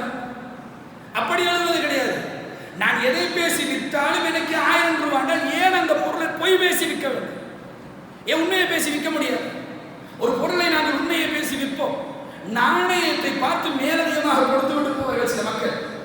வைத்துக் கொள்ளுங்கள் என்று சொல்லி, அதுதான் அந்த பரக்கத். அந்த இடத்தில் அல்லாஹ் தஆலா வைத்திருக்கின்ற நல்ல வியாபாரத்தை எனக்கென்று எழுதப்பட்டிருக்கு. பொய் சொல்லித்தானே விற்கலாம். 500 ரூபாவுடைய பொருள் அல்லது 500 ரூபாய்க்கு தான் விற்க வேண்டிய ஒரு பொருள், அல்லது ஒரு டேமேஜான ஒரு பொருள், டேமேஜே இல்லை, அல்லது made in China, made in Japan கூட கிடைக்கும், 1000 ரூபாய்க்கு விற்கலாம். மேட் இன் ஜப்பான் என்று சொல்லி விற்க போறோம். மேட் இன் ஜப்பான் 1000 ரூபாவுக்கு ஒருவர் வருகின்ற 4-5 கடைகளை விசாரித்து விட்டு, இந்த 4-5 கடைகளை விசாரித்து விட்டு மேட் இன் ஜப்பான் நிச்சயமாக 1000 ரூபாய்க்கு வாங்க முடியாது, தெரிந்து கொண்டே வருவார். இவர் மேட் இன் ஜப்பான் சொல்லுவார். சில நேரத்தில் சொல்ல மேட் இன் ஜப்பான் 1000 ரூபாய்க்கு கிடைக்காது ஜப்பான் இல்லை, என்கிட்ட இருந்த ஒரே ஒரு பொருள் நிறைய இருக்குது, ஒன்று தான் ஸ்டொக்கில் இருக்குன்னு சொல்லி விற்பார். அதுக்குன்னு ஒரு 4 பொய்கள் சொல்ல வேண்டும். அந்த பொய்களை எல்லாம் சொல்லி அவரையும் நம்ப வைத்து பொருளை விற்று அனுப்புற எவ்வளோ கிடைக்கும்? 1000 ரூபாய் கிடைக்கும் இல்லையா? அதே மாதிரி இன்னொருத்தர் வருவார். ஒருத்தர் வர்றாரு, உண்மையை பேசி விற்கின்ற ஒரு மனிதர். மேட் இன் ஜப்பான் எல்லாம் கிடையாது, சைனா. அறிந்த மட்டும் எந்த கம்ப்ளைண்ட்டும் கிடையாது, வேணும்னா எடுத்துக்கொண்டு போகும். இதுதான் இதனுடைய நிலைமை. கடை சின்னதாக இருக்கு. சில நேரங்கள் அந்த பொருளை உண்மை சொல்லி விற்றதுனா எனக்கு 1000 ரூபாவுக்கு குறைவாக இந்த இடத்துல எங்கேயுமே வாங்கி இருக்கலாது, நான் உங்களுக்கு தராமல் போகிறதுக்கு எனக்கு மனசு வருதுன்னு கொடுத்துட்டு போகிற மனிதனாக அல்லாஹ் தஆலா அந்த மனிதனை ஆக்குவார். அந்த 1000 ரூபாய் எப்படியும் கிடைக்கும். நம்ம பொய் சொல்லி விற்கிறது மூலமாக எவ்வளவு அடைய நினைக்கிறோம்? உண்மையை சொல்லி பாருங்கள், அதான் கிடைக்கும். உண்மையை சொல்லி இல்லைங்கள் உங்களுக்கு கிடைத்தது எவ்வளவு? பொய்யை சொல்லி இருந்தாலும் அதுதான் கிடைத்திருக்கும், அதுக்கு மேலதிகமாக கிடைத்திருக்காது. பொய் பொருளை விற்க உதவும், பரக்கத்தை எடுத்து விடும் என்றார்கள் அல்லாஹ்வுடைய தூதர். எனவே பரக்கத்துடைய விடயத்தில் நாங்கள் கவனமாக இருக்க வேண்டும். பொய்யுடைய ஒரு தன்மை விற்பனைக்கு நம்ப வைப்பதற்கு உதவும், ஆனால் நம்முடைய வாழ்க்கையை சீரழித்து அதிலே இருக்கின்ற பரக்கத்தை எடுத்துவிடும். பொய் என்பது பொல்லாதது, பாரதூரமானது என்பதை வழங்கிக் கொள்ள வேண்டும் என்பதற்காக இந்த செய்தியை உங்களிடத்தில் சொல்கிறேன். அல்லாஹ்வுடைய தூதர் ஸல்லல்லாஹு அலைஹி வஸல்லம் அவர்கள் பொய்யனுக்கு ஒரு அடையாளம் சொன்னார். இந்த விடயத்தில் நம்ம கவனமாக இருக்க வேண்டும். பொய்யனுக்கு ஒரு அடையாளம் அல்லாஹ்வுடைய தூதர் ஸல்லல்லாஹு அலைஹி வஸல்லம் அவர்கள் சொல்கின்றார்கள், என்னுடைய வாழ்க்கையிலே கேட்ட எல்லா விடயங்களையும் யார் ஒரு மனிதன் அடுத்தவர்களிடத்தில் பரப்புகின்றானோ சொல்லுகின்றானோ அவன் பொய்யன் என்பதற்கு அது அடையாளம். நான் எதையெல்லாம் கேள்விப்படுறானோ அல்லது பார்க்கின்றானோ டக்குன்னு அந்த விஷயத்தில் ஒரு பரப்பலை செய்வது, மக்களிடத்தில் பரப்பி விடுவது, இந்த மாதிரி நடந்து கொள்வது இருக்கின்றது, அவன் பொய்யன் என்பதற்கு அடையாளம். இன்றைக்கு நம்ம சர்வசாதாரணமாக செய்யக்கூடிய ஒரு காரியம் சகோதரர்களே, எல்லாத்தையும் எல்லாம் நமக்கு வரும். வாட்ஸ்அப்பில் வரும். வாட்ஸ்அப்பில் ஒரு தகவல் வரும், ஒரு நியூஸ் என்ற பேரில் வரும். அந்த நியூஸ் என்ற பேரில் வந்த உடனே என்ன செய்யுது? நமக்கு பார்க்கறதுக்கு நல்லா இன்ட்ரெஸ்ட் ஆகிட்டு உடனே கொப்பி பண்ணி ஷேர் பண்ணுது. ஜெயலலிதாவுடைய ஆவி பறக்கின்றது. ஒருத்தர் சிசிடிவி ஃபுட்டேஜ்னு எடுத்து போட்டிப்பான், எடிட் பண்ணி அதை பார்த்துக்கொண்டு அதை 4 பேருக்கு அனுப்பி வைக்கிறது. கிடைச்ச தகவலை எல்லாம் உறுதிப்படுத்தாமல் அனுப்பி வைப்பது பொய்யனுக்குரிய அடையாளம். இது பொய்யன் என்றார்கள் அல்லாஹ்வுடைய தூதர் ஸல்லல்லாஹு அலைஹி வஸல்லம். இந்த தன்மை சர்வசாதாரணமான இடத்திலே இருக்கின்றது. அதில் சேஃப்டிக்கு வர பின்னால் ஒரு மெசேஜ் அனுப்பி கொள்வது என்னது? என்ன forwarded as I receive, அப்படித்தானே? forwarded as I receive, நான் பெற்றதை போன்று நான் அதை எடுத்தது போன்றே அனுப்பிட்டேன். சரி, அதுக்கு ரசூல் ஸல்லல்லாஹு அலைஹி வஸல்லம் அவர்கள் சொன்ன வார்த்தை எப்படி தெரியுமா? கீல வக்கால், நான் கேட்டதை போன்று உங்களுக்கு சொன்னேன். அது அல்லாஹ்விடத்தில் மிக வெறுப்பான ஒரு காரியம் என்றார்கள் அல்லாஹ்வுடைய தூதர். நான் கேட்டதை போன்று சொன்னேன். இந்த forwarded as I received என்பதெல்லாம் மார்க்கெட்டில் உள்ள வார்த்தைகள் கிடையாது, இந்த நம்பகத்தன்மைக்குரிய வார்த்தை கிடையாது, எல்லாம் நமக்குரிய சிலபஸே கிடையாது. நம்ம மற்றவங்கள்ட்ட இருந்து எடுத்துக்கொண்டது. இந்த forwarded as I received இருந்து நாங்கள் முதலாவது வெளியில் வரணும் சகோதரர்கள். எல்லாத்தையும் forward பண்ணுறது, எல்லாத்தையும் அனுப்பி வைக்கிறார். இதில் எவ்வளவு நம்பகத்தன்மை, இதில் எந்த அளவுக்கு உண்மை இருக்குது என்கிற விடயங்களை நாங்கள் பார்க்க வேண்டும் என்பதற்காக வேண்டி சொல்லுங்கள்.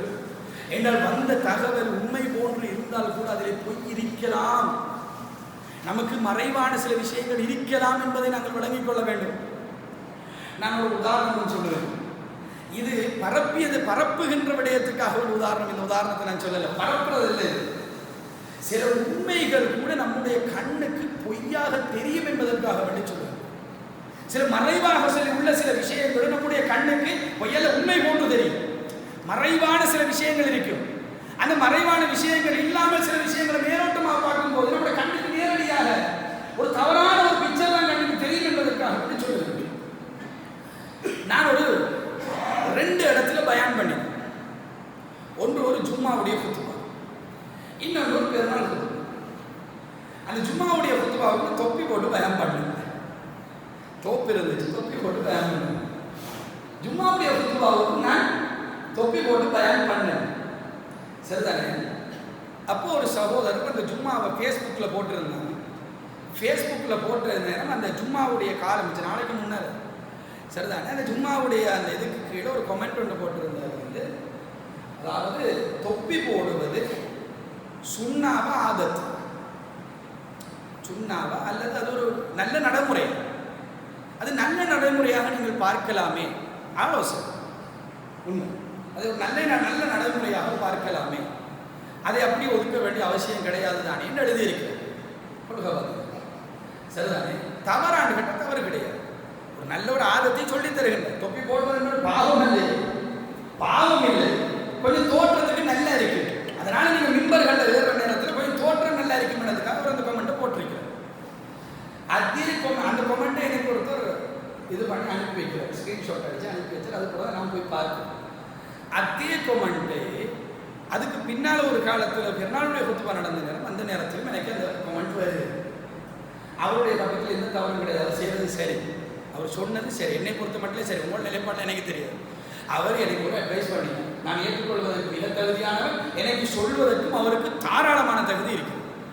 விஷயம் அதில் நடந்த சம்பவம் என்னென்னா, நான் அந்த குத்துபாவுக்கு மிம்பரில் ஏறுற நேரமும் என்னுடைய பாக்கெட்டில் தான் தொப்பி இருந்து, நான் நினைச்சிட்டு இருந்த தொப்பி போட்டுட்டு இருக்கிறேன்.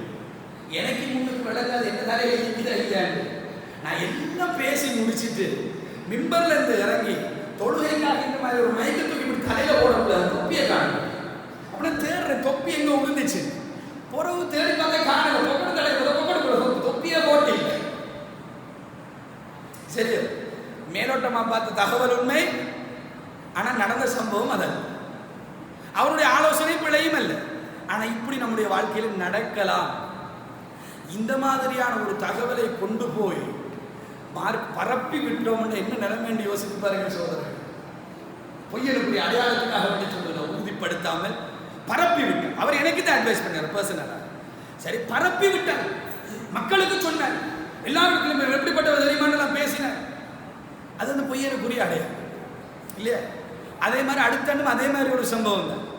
பெருநாளுடைய குத்துபா 6:45 தொழுவிக்கணும். சரியா 6:45 வாகனத்தோட போய் நிற்கிறேன். நான் டிரைவ் பண்ணி கொண்டிருக்கிறேன். பின்னைக்கு என்ன ஃபேமிலி இப்போ எனக்கு உண்டு செஞ்சு கொள்ளையில ஒரு சகோதரர் ஓடி வந்தார், நிர்வாகத்தில் இருந்து ஓடி வந்து சொன்னார், நீங்கள் இறங்க, நான் வேனை பார்க் பண்ணுறேன், நீங்கள் இறங்க, ஃபேமிலியை கூட்டிகிட்டு அவசரமாக போங்கண்ட. அவசரமாக போகிற அவசரத்துக்கு தொப்பி எடுக்காமல் போயிட்டேன். போய் அந்த இடத்துல நின்று கொண்டு நான் தொப்பியை கண்ட அந்த சகோதரர் வந்தேன். அந்த சகோதர இடத்துல நான் சொன்னேன், வந்து தொப்பி வேனில் கொஞ்சம் கீழே தாங்க அவசரமாக தொப்பி, அதுக்கெல்லாம் டைமில் நீங்கள் தொடங்க தொப்பியில் ஒரு பிரச்சனை ஸ்டார்ட் பண்ணுங்க. அன்றைக்கு நடந்த சம்பவம். ரெண்டு சம்பவத்திலும் தொப்பி போடக்கூடாது நிலைப்பாடு என்னுடைய நிலைப்பாடு. தொப்பி போடுறது சுண்ணான்னு நான் சொல்ல வரவும் இல்லை, ஆனால் தோற்றத்துக்கு கொஞ்சம் நல்லா இருக்கு. அதில் வேறு இப்போ உள்ள காலத்தில் கொஞ்சம் நான் மொட்டை அடிச்சு முடி வளர்ந்துருக்கு, அதனால தொப்பி போட்டால் கொஞ்சம் அதை மறைச்சிக்கலாம். அது உண்மைதான், தோற்றத்துக்கு நல்லா இருக்கு. தோற்றத்துக்கு நல்லா இருக்குன்னு சொன்ன அட்வைஸ் அதில் பிழை இல்லை. ஆனால் வெளியில வழங்கிய தோற்றத்துக்கு பின்னால் ஒரு கதை இருக்கு. இப்படி எத்தனை கதைகள் இருக்கத்தக்கன ஒரு பொய்யான தகவலை நம்முடைய வாழ்க்கையில் நாங்கள் பரப்பி இருக்கோம். நமக்கு தெரியும் அதுக்கு பின்னால் என்ன நடந்ததுன்னு சொல்லி. ஒரு ஆலிம், நமக்கு எல்லாம் மார்க்கம் சொல்லி தந்த ஒரு ஆலிம், அந்த ஆலிம் வந்து நம்முடைய கொள்கைக்கு காரணமானவராக இருக்கலாம். சில நேரங்களில் மார்க்கத்தை நமக்கு சொல்லித் தருவதில் முன்னோடியாக இருந்திருக்கலாம். மார்க்கத்தை தெளிவாக மக்களிடத்தில் சொல்வதில் மிகச்சிறந்த ஒரு ஆலிமாக இருந்திருக்கலாம். அந்த மாதிரியான ஆலிம்கள் சில நேரங்களில் வெளிப்படையாக சில விஷயங்களை கண்ணுட இவர் இப்படி பண்ணி விட்டாருன்னு சொல்லி ஒரு பெரிய வீடியோ எடுத்து போடுறது, இல்லைன்னா ஊரெல்லாம் ஷேர் பண்ணி திரிகிறது. கடைசி அந்த ஆலிம்கள் நிர்பந்தத்துக்காக என்னால் வேறு வழி இல்லாமல் அந்த இடத்துல செய்து விட்டேன்னு அப்படியா கை செய்து. ஏன் சகோதரர்கள் இந்த நிலைமை? இந்த மாதிரி நாங்கள் நடந்து கொள்ள வேண்டும். நம்முடைய வாழ்க்கையில் எதை கண்டாலும் அந்த விடயத்தில் நிதானம் இருக்க வேண்டும். அவசரமாக போட் பண்ணுகின்ற தன்மை பொய்யனிடத்திலே தான் இருக்கு. நாங்கள் அந்த விடயத்தில் பொய்யனாக மாறிவிடக்கூடாது என்பதற்காக இந்த செய்தியை உங்களிடத்திலே சொல்லுகின்றேன். அல்லாஹ்வுடைய தூதர் ஸல்லல்லாஹு அலைஹி வஸல்லம் சொல்லுகின்றார்கள், நயவஞ்சகனுடைய பண்புகள் 3 என்றார்கள். இன்னொரு அறிவிப்பிலே சொல்கின்றார்கள், நயவஞ்சகனுடைய பண்பு யாரிடத்தில் 4 குணங்கள் இருக்கின்றதோ அவனிடத்திலே நயவஞ்சகத்துடைய ஒரு துண்டு ஒட்டிக்கொண்டே இருக்கும். அதில் ஒட்டி இருந்தாலும் ஒட்டிக்கொண்டு அவனுடைய நயவஞ்சகத்தின் தன்மை என்ன? அந்த 4 ரசூல் ஸல்லல்லாஹு அலைஹி வஸல்லம் சொல்கின்றார்கள், அவன் பேசினால் பொய் பேசுவான், வாக்களித்தால் மாறு செய்வான், நம்பி ஒப்படைத்தால் அதை துஷ்பிரயோகம் செய்வான், தவறான பக்கத்தில் நின்று கொண்டு வாதாடுவான். வாதாடுவது நல்ல தெரியும், இது பிழையான பக்கம் இல்லை, உண்மையான நியாயமான பக்கம் அல்லன்னு தெரியும். இந்த வாதாட்டத்தில் நான் வென்று விட்டேன் என்று சொல்லி சொன்ன நிச்சயமாக ஒரு அப்பாவி பாதிக்கப்பட போகின்றான் என்பது தெரியும். தெரிந்திருந்தும் அங்கால பக்கம் நின்று வாதுவான். இது நயவஞ்சகத்துடைய தன்மை. இதுல ஒருத்தனிடத்தில் ஒட்டி இருந்தாலும் நயவஞ்சகத்துடைய ஒரு பகுதி அவனிடத்தில் இருக்கிறார்கள். சஹீஹ் புகாரிலே வரக்கூடிய விஷயம். இந்த விடயத்தில் நாங்கள் மிக கவனமாக இருக்க வேண்டும். நயவஞ்சகனைத்தான் அல்லாஹ் தஆலா நாளை மறுமையிலே நரகத்துடைய அடித்தட்டிலே போட்டு வேதனை செய்ய போகிறான். அவன் தான் இந்த மார்க்கத்திலே கொள்ளாதவன். அவன் களிமா சொல்லி இருப்பான், அவனிடத்தில் நயவஞ்சகத்தன்மை இருக்கு. அவனை கொண்டு போய் அடித்தளத்திலே போட்டு அல்லாஹ் தஆலா வேதனை செய்வான். அவன் யார் என்றால் பேசினால் பொய் பேசுவான், வாக்களித்தால் மாறு செய்வான், நம்பி ஒப்படைத்தால் துஷ்பிரயோகம் செய்வான். தவறுடைய பக்கத்திலிருந்து வாதாடும். தவறுடைய பக்கத்தில் உண்மையை சொல்லி வாதாடலுமா? தவறுடைய பக்கத்திலிருந்து பொய் சொல்லி தான் வாதாடும். பொய்யை சொல்லி அவனுடைய வாதாட்டம் இருக்குமே. இந்த 4 பொய் தான். பேச்சிலே போய், வாக்குறுதியிலே போய், நடத்தையிலே போய், அவனுடைய வாதாட்டத்திலே போய், அவனிடத்திலே பொய்யே மடிந்திருக்கின்ற அந்த பொய் என்கின்ற தன்மை தான் நயவஞ்சகத்துடைய அடையாளமாகவே அல்லாஹ்வுடைய தூதர் ஸல்லல்லாஹு அலைஹி வஸல்லம் அவர்கள் சொல்லித் தந்தார்கள் சொல்கிறார்கள். எனவே பொய் என்பது சும்மா லேசிப்பட்ட குற்றம் என்று நினைத்து விட வேண்டாம். மிக பாரதூரமான ஒரு குற்றம், மிக பயங்கரமான ஒரு குற்றம். அல்லாஹ் என்னை உங்களை பாதுகாக்க வேண்டும். நம்முடைய நாவை அல்லாஹ் தஆலா பாதுகாக்க வேண்டும் இந்த பொய்யிலிருந்து. அடுத்த முக்கியமான ஒரு அம்சத்தை பாருங்கள். ரசூலுல்லாஹி ஸல்லல்லாஹு அலைஹி வஸல்லம் அவர்கள் ஒரு நாள் சஹாபாக்கள் எல்லாம் உட்கார்ந்து இருக்கிறாங்க. ஒரு சாய்ந்து இருக்கக்கூடிய ஒரு சாய்மானத்தில் அப்படி சாய்ந்து இருக்கிறாங்க. ரசூலுல்லாஹ் சாய்ந்து கொண்டிருந்த ரசூல் ஸல்லல்லாஹு அலைஹி வஸல்லம் அவங்க சொல்றாங்க, பெரும் பாவங்களிலேயே பெரிய பாவத்தை உங்களுக்கு சொல்லித் தருவாங்க. பெரும் பாவங்களில் பெரிய, சரி, பாவங்களில் மிகப்பெரிய பாவம். பாவங்கள் கொஞ்சத்தை உங்களுக்கு சொல்லித்தர நிறைய இருக்கு. அதில் கொஞ்சத்தை உங்களுக்கு சொல்லித்தரவான்னு கேட்குறாங்க. அல்லாஹ்வுடைய தூதரை சொல்லித்தாருங்கன்னு கேட்குறாங்க. ரசூலுல்லாஹி ஸல்லல்லாஹு அலைஹி வஸல்லம் சொல்றாங்க, அல்லாஹ்வுக்கு இணை வைக்கிறீங்க. அல்லாஹ்வுக்கு நீங்கள் இணை வைப்பது பெரும் பாவங்களிலே பெரிய பாவம். பெற்றோருடைய உள்ள புண்படும் மாதிரி நடந்து கொள்வது பெரும் பாவங்களிலே பெருசு. ரசூல் ஸல்லல்லாஹு அலைஹி வஸல்லம் பெற்றோருடைய உள்ள புண்படும் விதமாக நீங்கள் நடந்து கொள்வது, இதுக்கெல்லாம் பரிகாரம் கிடையாது சகோதரர்களே. தௌபா மட்டும்தான். தௌபாவும் செய்யாமல் மரணித்து விட்டோம் என்றால் பாவத்துக்கு பரிகாரமும் கிடையாது, மன்னிப்பும் கிடையாது மறுமையில். அப்படி உள்ள ஒரு அம்சம் அல்லாஹ்வாக இறக்கப்பட்டார். தியரியில மன்னிப்பு இல்லை, அல்லாஹ் இறக்கத்தின் மூலமாக கிடைக்காது. அல்லாஹ்வுடைய அது நமக்கு செய்யாது, அது அல்லாஹ்வுடைய நாங்கள் நாடலாம். ஆனால் தியரியிலே நம் மன்னிப்பு கிடையாது. தியரியில இந்த பரிகாரம் எல்லாம் கிடையாது. நீங்கள் தொழுங்கள் அது சரி கட்டப்படும், பெரும்பாவத்துக்கு கிடையாது. பெரும்பாவத்துக்கு தௌபா தான் தீர்வு. தௌபா தான் கேட்டு நாங்கள் மீண்டு கொள்ள வேண்டும். அல்லாஹ்வுடைய தூதர் சொல்லுகின்றார்கள், அல்லாஹ்வுக்கு இணை கற்பிப்பது, அடுத்தது பெற்றோரை புண்படுத்துவது. அப்படியே சொல்லாங்க. திருப்பி சாயிறாங்க, சாஞ்சி போட்டு திரும்பி உட்கார்ந்து சொல்றாங்க, பொய் சொல்றதும் பொய் சாட்சி சொல்றதும். திருப்பியும் சொல்றாங்க, பொய் சொல்றதும் பொய் சாட்சி சொல்றதும். திருப்பியும் சொல்றாங்க, பொய் சொல்றதும் பொய் சாட்சி சொல்றதும். சஹாபாக்கள் நினைக்கிறாங்க நிப்பாட்ட மாட்டாங்களா சொன்னாங்க அப்படின்னு நினைக்கிற அளவுக்கு திருப்பி திருப்பி திருப்பி திருப்பி ரசூல் ஸல்லல்லாஹு அலைஹி வஸல்லம் சொன்னாங்க, பொய் சொல்வதும் பொய் சாட்சி சொல்வதும் பெரும்பாவங்களிலேயே பெரியது. அக்பர் பெரும்பாவங்களிலேயே பெரியது என்று சொல்கின்ற அளவுக்கு உள்ள ஒரு அம்சம்.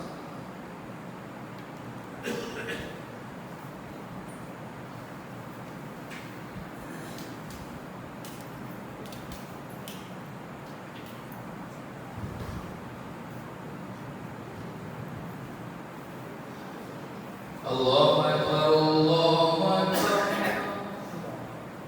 Allahu Akbar,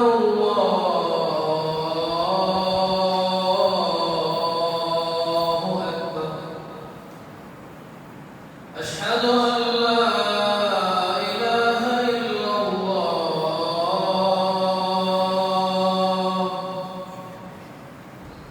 Ashhadu an la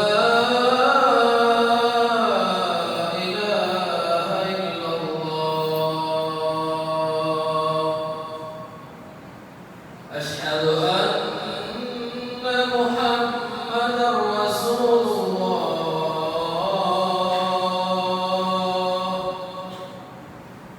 أشهد أن محمدًا رسول الله.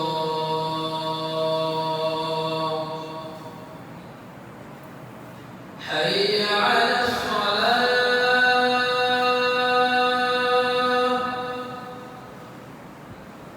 حي على الصلاة.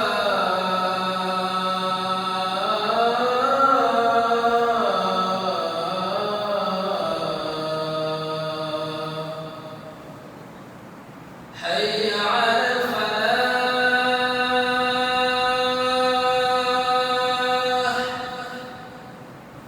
حي على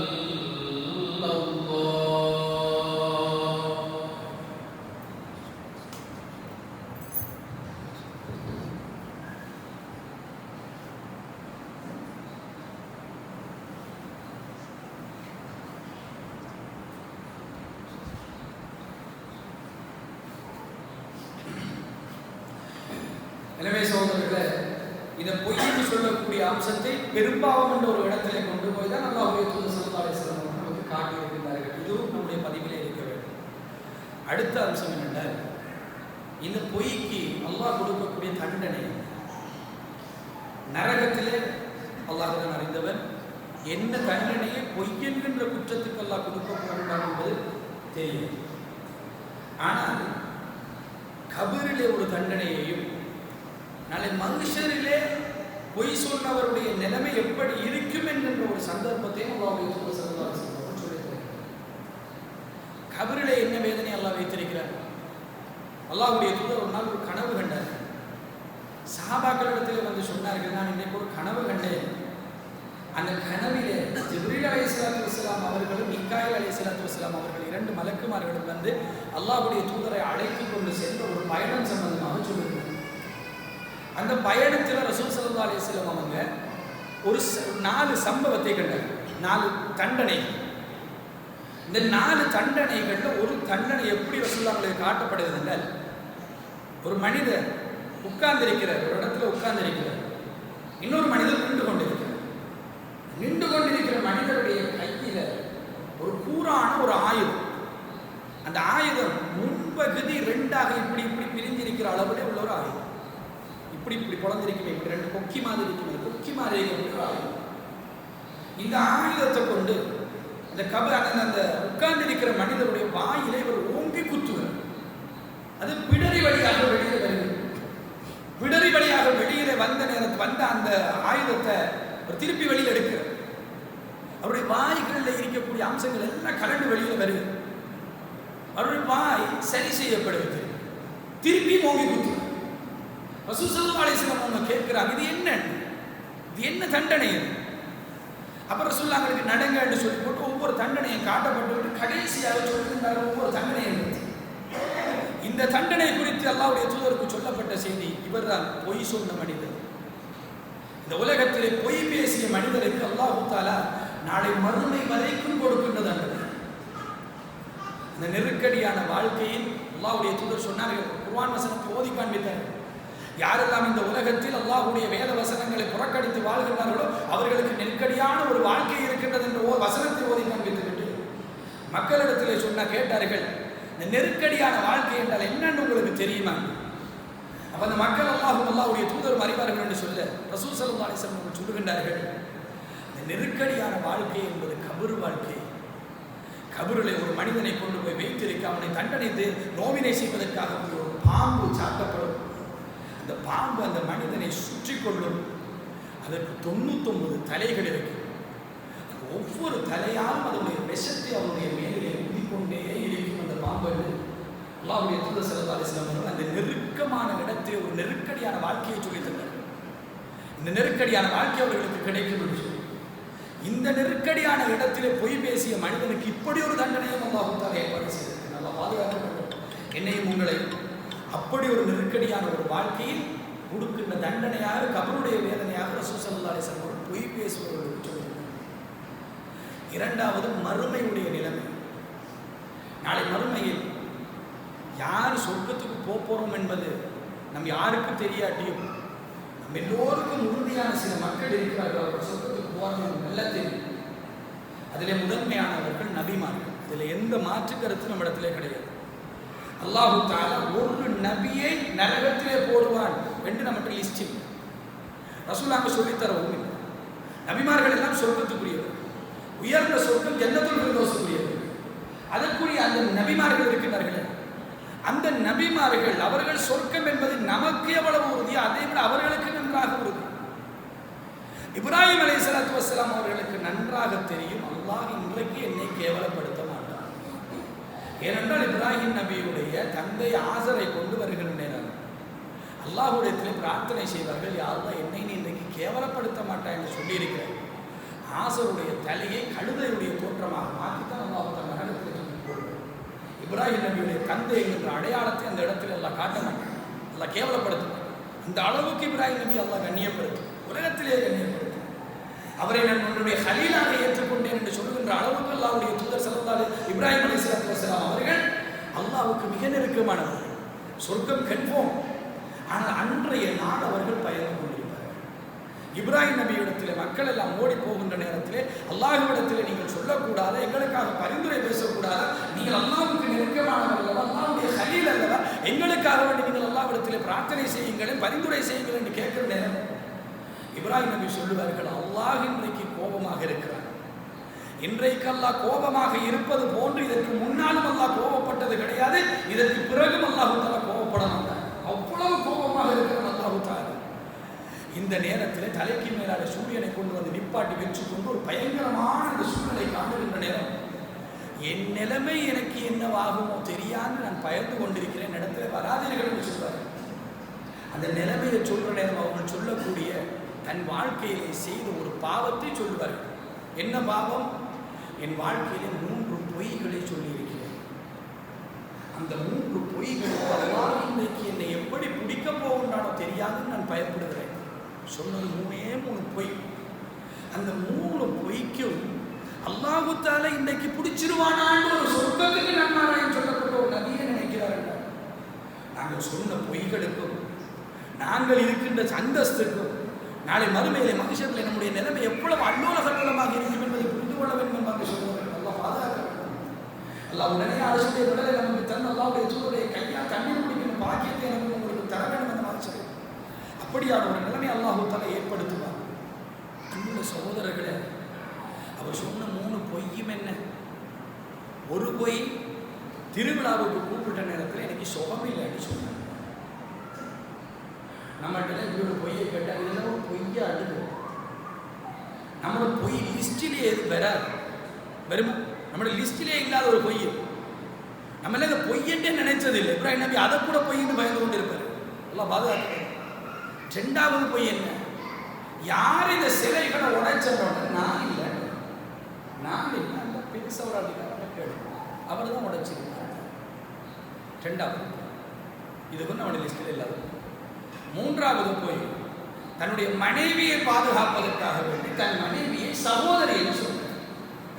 மனைவியை சகோதரி என்று சொல்லி அந்த இடத்தில் மன்னனுடைய சபையில சகோதரி என்று சொன்னார், மனைவியை பாதுகாப்பதற்காக. இதுதான் அவர் சொன்ன 3 பொய். இந்த 3 பொய்யெல்லாம் நமக்கு லிஸ்டில் இல்லாத பொய். நம்ம சொல்ற பொய்யோட ஒப்பிடப்பட இந்த 3 பொய்யை நினைத்து பயந்து கொண்டிருப்பார்கள் இப்ராஹிம் அலைஹிஸ்ஸலாத்து வஸலாம். வேற எந்த பாவத்துக்கும் அல்ல பயந்து கொண்டிருப்பார். அவர் சொன்ன பொய்க்காக வேண்டி பயந்து கொண்டிருப்பார்கள்.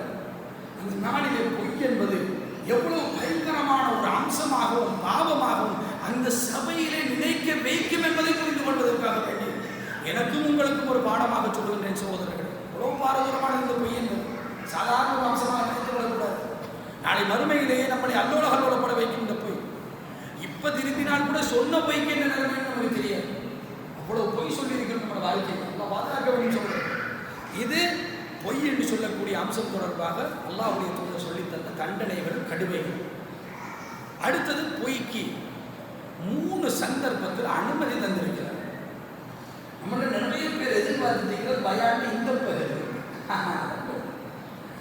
எந்த இடம் என்று மட்டும் சொல்லுவா, அது மட்டும் ஓகே. பொய் சொல்றதுக்கு எங்க இடம் கிடைக்கும் தேடுறதுக்கு தான் நம்ம எல்லாரும் இருக்கோம். எங்கேயாவது ஒரு சான்ஸே இல்லை. இவ்வளவு நேரம் கேட்டதை வச்சுக்கணும், சான்ஸே இருக்காது. பொய்யே பேசப்படாது, எங்கேயும் பொய் சொல்லப்படாதோ. இப்படி ஒரு வார்த்தை சொன்னோன்னே சொன்ன பயானி இப்போ ஒரு நல்ல வார்த்தை சொல்லி இருக்கிறீங்க. அந்த 3 இடத்தையும் சொல்லிக்கொண்டு நம்ம எதிர்பார்த்து கொண்டு இருக்கோம். அந்த 3 இடம் ரசூலுல்லாஹி ஸல்லல்லாஹு அலைஹி வஸல்லம் அவர்கள் சொன்னார்கள், 3 இடத்திலே பொய் சொல்வது குற்றம் இல்லை. ஒன்று யுத்த காலத்தில். யுத்த காலத்தில் வந்து சரி நாங்கள் சில பொய்களே அந்த யுத்தத்துக்காக சும்மா அங்கே போய் கைகார அடிச்சுக்கிட்டு பொய் சொல்றதல்ல, அந்த யுத்தத்தை வெல்வதற்கு யுத்த தந்திரமாக ஒரு பொய்யை அந்த இடத்துல வெளிப்படுத்துவது தவறு. யுத்த காலத்தில் சொல்வது.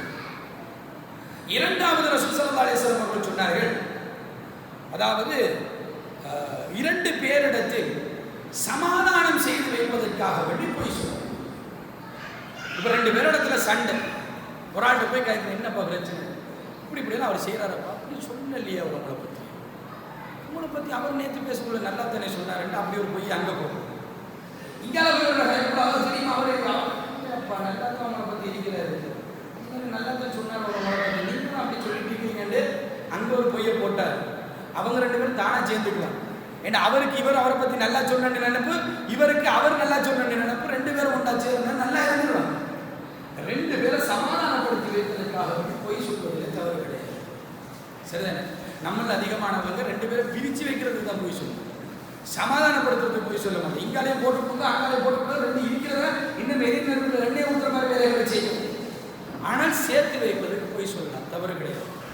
3ஆவது ஸ்பெஷலானது நமக்கெல்லாம் தேவைப்படுற சொல்லுங்கோன்னு நீங்களாம் பார்த்துட்டீங்க என்னடா மனைவி இடத்துல பொய் சொல்லலாம். நிறைய பேர் அடுத்த எதிர்ப்பு மனைவி இடத்துல பொய் சொல்லலாம்.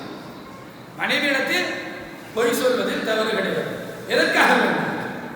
அவளோடு பிணக்கு வராமல் இருப்பதற்காக, கோபிக்கல்ல பிரச்சனை வராம, முத்தி போகாம, திருமண பந்தம் உடைஞ்சிடாம, நல்ல முறையில் வாழ்றதுக்காக வேண்டி ஒரு பொய்யை சொல்லி அந்த இடத்துல சமாளிச்சு போறதுல தவறு கிடையாது. ஆனால் இதில் நம்ம கவனிக்க வேண்டிய அம்சம் என்ன தெரியுமா? இந்த 3 சந்தர்ப்பம் அல்லாஹ்வுடைய தூதருக்கு இருந்தது. ஆனால் அந்த 3 சந்தர்ப்பத்தில் எந்த சந்தர்ப்பமும் அல்லாஹ்வுடைய தூதர் பொய் சொல்லுது. அவர்களும் யுத்த காலத்திலே சந்தித்திருக்கிறார். சொல்லுங்கள், அல்லாஹ்வுடைய தூதர் தளபதியாக இருந்து நான் 19 யுத்தத்தில் அல்லாஹ்வுடைய தூதரோடு கலந்து கொண்டிருக்கிறேன். 10 வருஷத்துல 19 யுத்தங்கள், அதை விட அதிகமா அவர் தளபதி, அவர் இருந்து யுத்தம் 19 யுத்தத்திலே கலந்து கொண்டிருக்கிறேன். அதே மாதிரி சொல்ல நான் பதில் யுத்தத்தில் கலந்து கொள்ளல, வரைய சேர்ந்த 20-21 போகும் சகோதரர்கள் அவ்வளவு யுத்தத்திலே கலந்து கொண்டிருக்கிறார்கள். ஒரு யுத்தத்திலே அவர் அல்லாஹ்வுடைய தூதர் ஒரு பொய்யை சொல்லி அந்த யுத்தத்தை வென்றார்கள். ஒரு இடமும் கிடையாது, பொய் சொல்றத சொன்னார்கள் உண்மை.